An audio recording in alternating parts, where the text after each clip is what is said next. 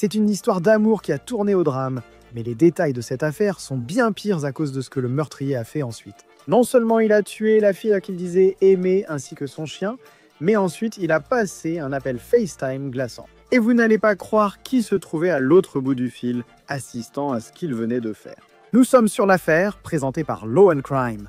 Je suis Chris Stewart.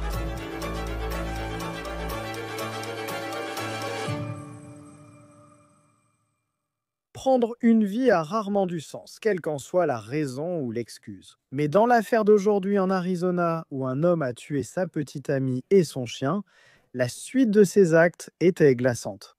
Voici Anna Rogers, 30 ans. Sa famille dit qu'elle était belle, intelligente et drôle, illuminant la pièce par son sourire. Voici cette personnalité sur la photo, prise au mariage de sa sœur en 2023 avec son cavalier. Son nom, Taton Dorfman, les gens l'appelaient Tate. Elle a mis cette photo en profil le 29 novembre 2023. Le commentaire le plus aimé sur cette photo venait de son petit ami. « J'adore cette photo, mon bel amour ». Anna Rogers a répondu en disant « Merci de m'aimer, bébé ». Il a dit, je cite, « Tu n'as pas besoin de me remercier, bébé, tu vaux la peine d'être aimé ». Avant d'aborder les événements de juillet suivant, évoquons brièvement ce petit ami attentionné. C'est toujours sa photo de profil aujourd'hui avec Anna Rogers. Nous savons aussi que Tate est père. Il a plusieurs photos avec des enfants et il affiche un grand sourire sur son visage. Cela rend ce qui s'est passé dans la maison qu'il partageait avec Rogers près de Tucson, en Arizona, encore plus déroutant. La date, 28 juillet 2024. Il était environ 10h30 ce soir-là lorsque la police a été appelée au domicile du couple sur West Mosquito Drive. Vous pouvez voir que c'est une communauté fermée avec des maisons en rangée. Maintenant, la raison pour laquelle ils savaient qu'il y avait un problème dans cette maison, c'est horrible et choquant. En plus de ce qu'ils ont découvert à l'intérieur, Anna Rogers, joyeuse et attentionnée, a perdu la vie à cause d'une blessure par balle à la tête. Et non seulement elle était morte, mais son chien avait aussi été tué. La personne qui a tiré les coups de feu n'était autre que l'homme qui, moins d'1 an plus tôt, avait dit à Rogers qu'elle méritait d'être aimée. À cela, elle a répondu « Je suis tellement chanceuse. Ce qui s'est passé après les coups de feu n'a rien à voir avec des remords. » Dorfman a passé un appel sur FaceTime et cet appel était destiné à son ex-petite amie. D'après Kagan Television, Dorfman était allongé près de Rogers lors de l'appel FaceTime. La fille qu'il venait de tuer. Il y avait du sang autour de sa tête. Non seulement il se vantait auprès de son ex de ce qu'il venait de faire à sa nouvelle compagne, mais il aurait aussi dit « Je l'ai tué, c'est moi ». L'ex a pris une capture d'écran de l'appel. Elle a contacté la police qui s'est rendue sur place. À leur arrivée, ils ont eu besoin d'une équipe du Special Weapons and Tactics pour arrêter Dorfman. Il s'est barricadé à l'intérieur de la maison pendant plusieurs heures, mais il s'est ensuite rendu pour faire face au système judiciaire. Il avait du sang au visage et aux mains, et la police a trouvé un pistolet. Il aurait aussi avoué les faits. La raison des actes de Dorfman reste inconnue. La police a découvert beaucoup de matériel lié à la drogue et de l'alcool dans la maison.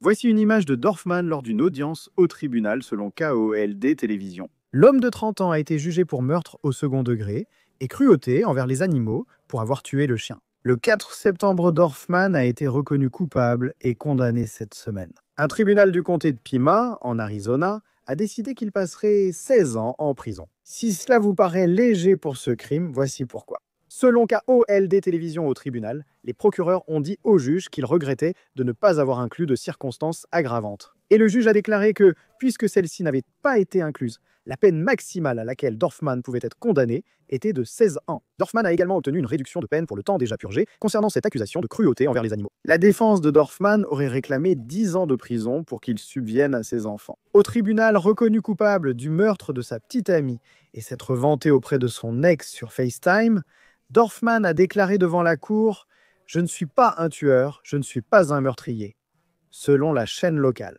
Personne ne sait comment il réagirait à moins de se retrouver dans une telle situation, si cela arrivait à l'un de vos proches. Mais la famille Rogers n'adopte pas l'approche que beaucoup d'entre nous pensent qu'ils prendraient s'ils étaient à leur place. La belle-sœur de Rogers dit qu'elle a pardonné à Dorfman pour ce qu'il a fait. Elle a affirmé qu'il avait fait une erreur et que sa sœur n'aurait pas voulu que leur famille vive avec le poids de ne pas pardonner à son meurtrier.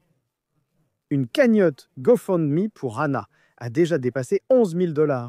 Quant à son meurtrier, il sortira de prison s'il purge toute sa peine vers la quarantaine. Nous accueillons maintenant Joe Tamburino, avocat de la défense pénale, pour discuter de cette affaire sur Law and Crime.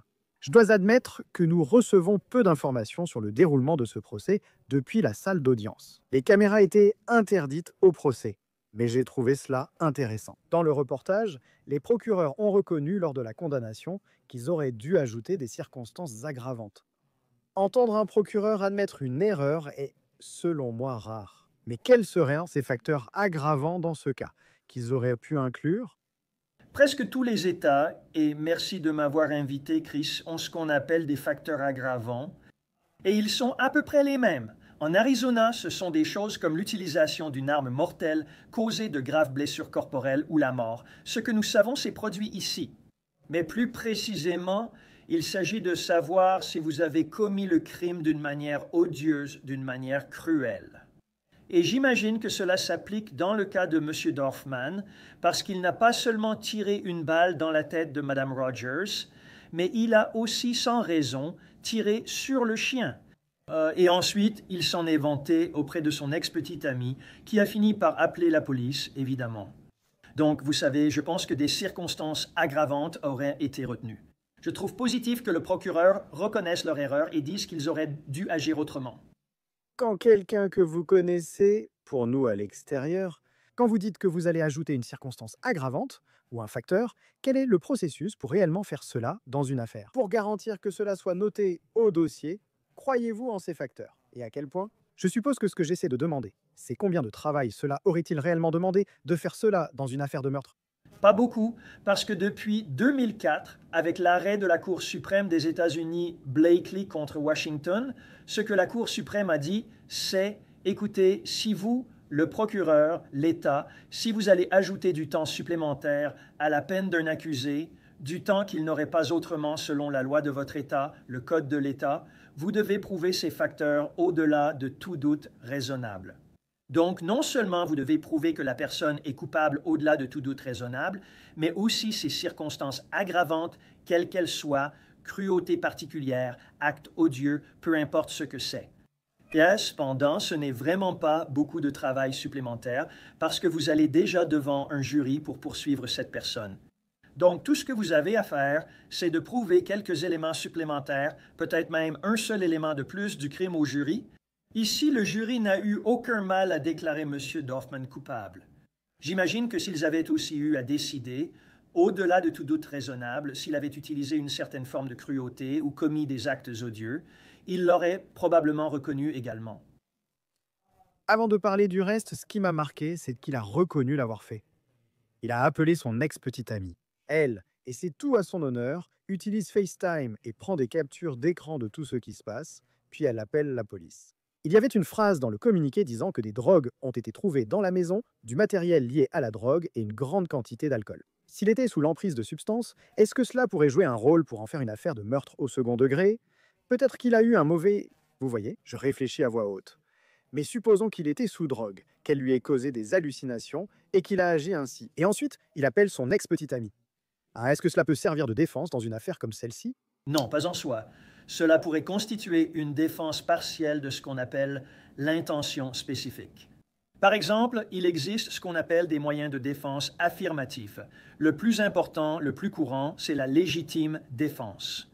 Donc, en tant qu'accusé, vous pouvez dire « Je vais informer le gouvernement que j'invoque la défense de la légitime défense ». C'est-à-dire, je reconnais que la victime a été blessée, mais je l'ai faite en légitime défense.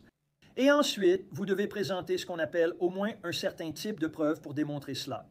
C'est la même chose avec l'alcool ou la drogue, mais cela est, dans la plupart des États, utilisé pour les crimes à intention spécifique. Donc, vous pourriez essayer de dire que mon intoxication volontaire a affecté ma capacité à avoir l'intention spécifique de causer la mort. D'accord. Mais cela doit être ce qu'on appelle plaider, c'est-à-dire que vous devez en informer le tribunal et le procureur. Je ne crois pas que cela ait été fait dans cette affaire, parce que si cela avait été fait, nous l'aurions su à travers un certain type de jury, de verdict, d'instruction, et ainsi de suite. Cela semble très mineur. Je ne dis pas que les chiens ne sont pas importants. Je veux être clair en disant cela. Mais il n'a eu qu'un délit mineur pour cruauté envers les animaux après avoir tiré et tué un animal. Est-ce courant d'avoir une accusation légère dans ce cas, au lieu d'une plus grave? Oui, c'est généralement conforme à cela. Le seul type d'accusation de cruauté envers les animaux que j'ai vu atteindre le niveau de crime, c'est si vous tuez intentionnellement un animal qui a un certain caractère ou qui appartient à un certain type. Prenons un exemple, vous tuez un chien policier. Oui, parfois cela peut être considéré comme un crime dans certains États. Vous tuez un chien d'assistance, vous savez. Par exemple, disons que la victime est aveugle et utilise un chien guide, quelque chose comme ça. Mais normalement, tuer simplement un chien, un chat, peu importe. C'est une infraction mineure. Et il va prendre 16 ans, et c'était le maximum, avait dit le juge, sans les circonstances aggravantes ajoutées. Il tire sur quelqu'un, tue cette personne d'une balle dans la tête et abat leur chien. Je sais que les circonstances aggravantes n'ont pas été retenues, mais il sera libéré vers la quarantaine, ce qui semble être une très bonne affaire pour lui, compte tenu de ce qu'il a fait. Que ce soit la peine maximale, sans circonstances aggravantes, pour un meurtre au second degré. Et je sais que cela varie selon l'État. Je veux dire, comment cela se compare-t-il aux autres États, par rapport à la peine qu'il aurait pu recevoir pour ce qu'il a fait? C'est plutôt bas. La plupart des États fixent ce seuil pour un meurtre au second degré. Cela signifie que c'est un meurtre intentionnel mais pas prémédité, et la personne n'a, supposons, aucun antécédent, aucun crime antérieur. En général, ces peines tournent autour de 20 à 25 ans. Cependant, nous ignorons les degrés de meurtre au second degré en Arizona. Par exemple, vous savez, dans de nombreux États, il peut y avoir un meurtre au second degré qui est bien moins sévère, parce que c'est ce qu'on appelle un meurtre criminel, un meurtre qui se produit au cours d'un crime, un crime distinct. Ceux-ci sont généralement moins graves que, disons, un meurtre intentionnel au second degré. Donc, il faudrait vraiment entrer dans les détails pour savoir de quoi il s'agissait exactement dans ce cas particulier de meurtre au second degré. Et ensuite, sa défense a essayé de... Leur proposition était de lui donner 10 ans de prison. C'est un père. D'après ce que nous voyons, il a plusieurs enfants. S'il prend 10 ans, il sortirait vers 40 ans et pourrait ensuite subvenir aux besoins de ses enfants. Jusqu'où va généralement cet argument dans des crimes violents comme celui-ci? Presque jamais. Cet argument a généralement du poids, et vous savez, dans de nombreux cas, à juste titre, dans les affaires de drogue, les crimes contre les biens, les délits financiers. Bien sûr, mais quand quelqu'un est gravement blessé, mort ou violé, non, cet argument ne tient vraiment pas la route. En gros, vous dites au juge, regardez, c'est un homme de famille avec des enfants, donc il faudrait le libérer dans 10 ans pour ce meurtre. Eh bien, ça n'a aucun sens, parce que n'importe quel homme de famille qui a des enfants, qui veut subvenir à leurs besoins, ne tirerait pas une balle dans la tête de quelqu'un. Au tribunal, il aurait dit: « Je ne suis pas un tueur, mais il est reconnu coupable de meurtre au second degré. » Et je sais que c'était la peine maximale qu'il pouvait recevoir, simplement en fonction de ce dont il a été reconnu coupable et de toutes les circonstances entourant cette affaire. Mais lorsqu'il s'agit d'une déclaration d'impact au tribunal, avec un suspect qui nie sa culpabilité et ne s'excuse pas, il affirme: « Je ne suis ni tueur ni meurtrier. » Quel type d'impact cela peut-il avoir ce jour-là, dans cette salle d'audience, sur la décision d'un juge? Un impact négatif pour l'accusé. Pensez-y de cette façon. Vous risquez 16 ans et votre avocat de la défense plaide pour 10 ans.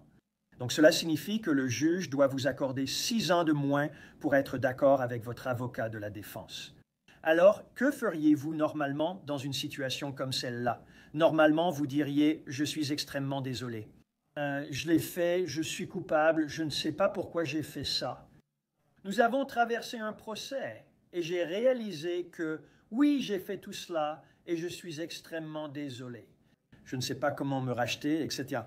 Vous donnez au juge au moins quelque chose pour qu'il y ait peut-être une chance d'obtenir une peine moins lourde. Cependant, si un jury vous a déclaré coupable, cela signifie que le jury a estimé que vous aviez effectivement tué cette personne intentionnellement. Se présenter devant le juge et affirmer « je ne suis pas un meurtrier » revient à nier l'acte alors qu'un jury vient de le confirmer. Non, cela n'aura aucun poids pour le juge, au contraire, cela va jouer contre vous. J'ai assisté à des verdicts et à des audiences de mise en liberté sous caution au tribunal, tout comme vous. J'ai toujours trouvé intéressant d'entendre ces déclarations d'impact, souvent très émouvantes. Et dans certains cas, je veux dire, ces audiences les peuvent durer des heures. Et puis on arrive à ce moment où un juge, ça semble durer 30 secondes, regarde ses dossiers. Après des heures de témoignages, le juge conclut simplement: Je conclus. Vous savez, comme une audience de caution, qu'elle soit accordée ou non. Ou ici, je vous condamne à 16 ans de prison. Comment un juge parvient-il à cette conclusion? Je veux dire, est-ce qu'ils entrent déjà dans la salle en ayant déjà pris leur décision sur ce qui va se passer? J'ai toujours trouvé ça intéressant pendant cette période de voir à quelle vitesse ils peuvent prendre cette décision. Après, dans certains cas, des témoignages très émouvants et longs lorsqu'il s'agit des déclarations d'impact. Je pense, et ça fait 36 ans que je fais ce métier, et je ne pourrais même pas vous dire combien de fois, je ne sais pas, des dizaines de milliers de fois où j'ai été au tribunal, que les juges, pour la plupart, savent déjà comment ils vont condamner quelqu'un avant même d'entrer dans la salle d'audience. Oui, ils tiendront compte de ce qui est dit en audience. Regardez la durée de la condamnation de P. Diddy. C'était il y a seulement quelques semaines.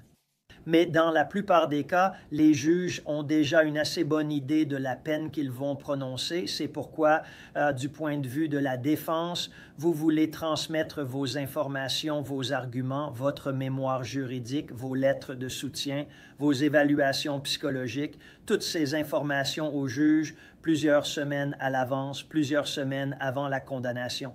Pourquoi? Parce que lorsque ce juge, quelques semaines, peut-être un mois avant la condamnation, réfléchit dans sa tête à la peine qu'il va infliger à votre client, vous voulez vous assurer que vos documents soient devant lui. C'est à ce moment-là qu'ils auront l'impact le plus important sur l'ensemble du processus, au lieu d'attendre le jour du jugement pour plaider devant le tribunal. Cela a un impact plus important si vous transmettez ces informations au juge dès le début. Dans le cas de la femme de Hannah Rogers, je n'imagine pas ce qu'ils vivent. Je n'imagine pas ce que je ferais ni ressentirais à leur place. Je veux dire, c'est certainement facile de rester assis et de dire que je ne pardonnerai jamais à quelqu'un qui a fait ce que Dorfman a fait à Rogers et à son chien, à l'intérieur de cette maison. Mais à leur crédit, au tribunal, sa belle-sœur a dit qu'elle pardonne à Dorfman. Elle considérait cela comme un soulagement. Il a quand même eu la peine maximale. Mais dans les cas où la famille de la victime accorde son pardon, quel type d'impact as-tu vu que cela pouvait avoir sur la condamnation de quelqu'un reconnu coupable d'un crime terrible? Dans les affaires de meurtre ou de peine de mort, l'impact sur la condamnation est faible. Dans d'autres cas, c'est comme les cambriolages, et les agressions, les vols, des choses comme ça. Si une victime affirme avoir été volée dans la rue, mais dit avoir pardonné en comprenant la situation personnelle ou financière de la personne, je comprends. Je ne pense pas que c'était absolument la bonne chose à faire. Cependant, j'ai, tu sais, dépassé cela. Je pense que cela aura un impact dans ces domaines. Mais lorsqu'il s'agit d'une affaire de mort, même si la famille de la victime, même si elle trouve la grâce de pardonner, tu sais, à l'accusé, je pense que le juge est heureux pour la famille de la victime qu'elle ait trouvé la paix. Tu veux toujours que la victime et la famille de la victime trouvent la paix quelque part dans ce processus.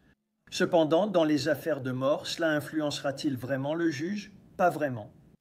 Tu découvres cette histoire pour la première fois. Et c'est juste que je suis sûr qu'avec toutes tes années en tant qu'avocat de la défense pénale, plus grand-chose ne te choque maintenant. Mais l'idée qu'il aille sur FaceTime comme ça, qu'il appelle son ex-petite amie, qu'il s'en vante. Quelle a été ta réaction en découvrant ce que Dorfman a fait dans la maison cette nuit-là? Malheureusement, je n'étais pas tellement surpris. Et voici pourquoi. Depuis 5 à 10 ans, les gens ne cessent d'agir sur les réseaux sociaux, d'envoyer des textos ou de publier sur Instagram, quel que soit le moyen. Je veux dire, j'ai vu tellement de cas où un procureur va facilement parcourir les réseaux sociaux et trouver des photos de votre client tenant une arme, faisant des poses de gang, tenant une arme à côté d'une pile d'argent ou tenant plusieurs armes à côté de substances qui ressemblent à de la drogue. Et tout ça se retrouve sur les réseaux sociaux ou dans des textos à quelqu'un ou sur un autre type de plateforme. Je ne comprends vraiment pas pourquoi les gens font ça, mais c'est assez courant. Ça doit être un moment particulier en tant qu'avocat de la défense pénale, quand vous faites vos propres recherches sur un client. Et puis vous tombez sur la photo avec l'arme et la drogue. Ça doit être une journée difficile? C'est parfois dévastateur parce que vous pouvez avoir une affaire où votre client a été condamné pour un crime, disons, il y a des années, et il n'a pas le droit d'avoir une arme de poing ou tout type d'arme à feu. Et maintenant, il est accusé de possession d'une arme par un criminel condamné. Mais vous avez une bonne affaire, peut-être un argument ou une question de perquisition, peu importe. Mais ensuite, tout à coup, le procureur découvre sur les réseaux sociaux, après une brève enquête, que votre client est photographié avec cette même arme, en train de faire différentes choses avec ses amis, peu importe quoi. Oui, cette information est dévastatrice. Mais Chris, je ne sais pas pourquoi dans la société d'aujourd'hui, cela arrive si souvent, mais c'est courant. Oui, et je veux dire, du côté de la couverture de ces affaires. Je veux dire, on voit tout le temps des histoires comme ça qui arrivent. Celle-ci est juste incroyablement triste. Quand on pense à la vie d'une femme écourtée par quelqu'un qui sera en prison. Et je sais que souvent on se dit «Oh, 16 ans, oh, ce n'est pas tant que ça». Mais quand on pense à la durée de 16 ans, il sera quand même éloigné de la société pendant un bon moment. Joe Tamburino, avocat de la défense pénale. C'est toujours un plaisir de vous avoir sur Law and Crime. Merci d'avoir parlé de cette affaire avec moi. Merci pour l'invitation, Chris. C'est tout pour On the Case, présenté par Law and Crime. Abonnez-vous à notre chaîne YouTube et à Spotify. Je suis Chris Stewart. On se retrouve la prochaine fois.